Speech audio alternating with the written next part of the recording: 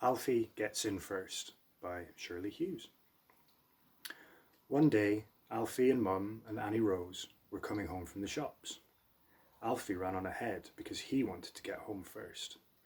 He ran all the way from the corner to the front gate and up the steps to the front door. Then he sat down on the top step and waited for the others. Along came Mum, pushing Annie Rose and the shopping. "I raced you," called Alfie. "I'm back first, so there." Annie Rose didn't care. She was tired.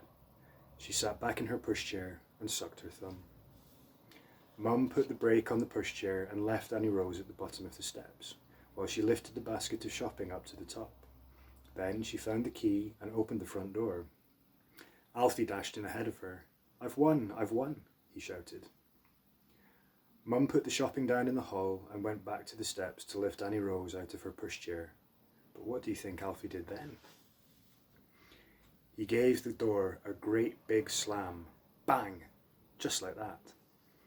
Then Mum was outside the door, holding Annie Rose, and Alfie was inside with the shopping. Mum's key was inside too. "Open the door, Alfie," said Mum. But Alfie didn't know how to open the door from the inside.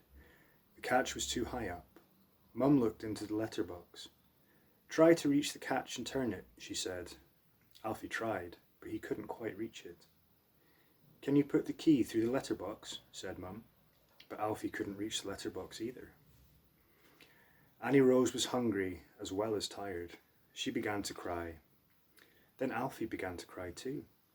He didn't like being all by himself on the wrong side of the door. Just then, Mrs. McAnally came hurrying across the street to see what all the noise was about.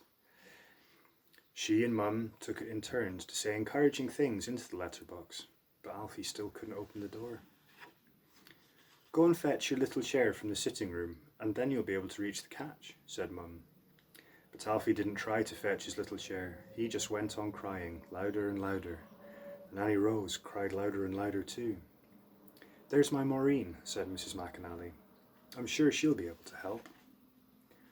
Mrs. McAnally's Maureen was a big girl. Right away she came and joined Mum and Annie Rose and Mrs. McAnally on the top step. Might have to break a window," she said. "But I'll try to climb up the drain pipe first, if you like." But Mrs. McAnally didn't like that idea at all. "Oh no, Maureen, you might hurt yourself," she said. Just then, Alfie's very good friend, the milkman, came up the street in his milk float. When he saw Mum and Annie Rose and Mrs. McAnally and Mrs. McAnally's Maureen all standing on the top step, he stopped his float and said, "What's the trouble?" So they told him. "Don't worry, mate," the milkman shouted. "We'll soon have you out of there." It looks as though this lock's going to be difficult to break," said the milkman. But then Mrs. McAnally's Maureen had a very good idea. She ran to the window cleaner, who was working up the street, and asked if he would bring his ladder and climb up to the bathroom window. And of course, when the window cleaner heard about Alfie, he came hurrying along with his ladder as quickly as he could.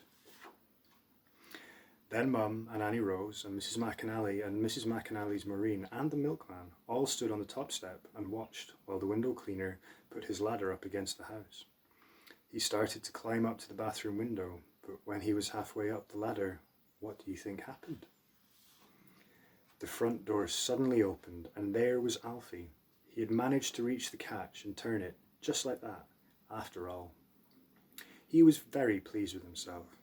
He opened the front door as wide as it would go and stood back grandly to let everyone in. Then the window cleaner came down from his ladder, and he and the milkman and Mrs. McAnally's Maureen and Mrs. McAnally and Annie Rose and Mum and Alfie all went into the kitchen and had tea together. The end.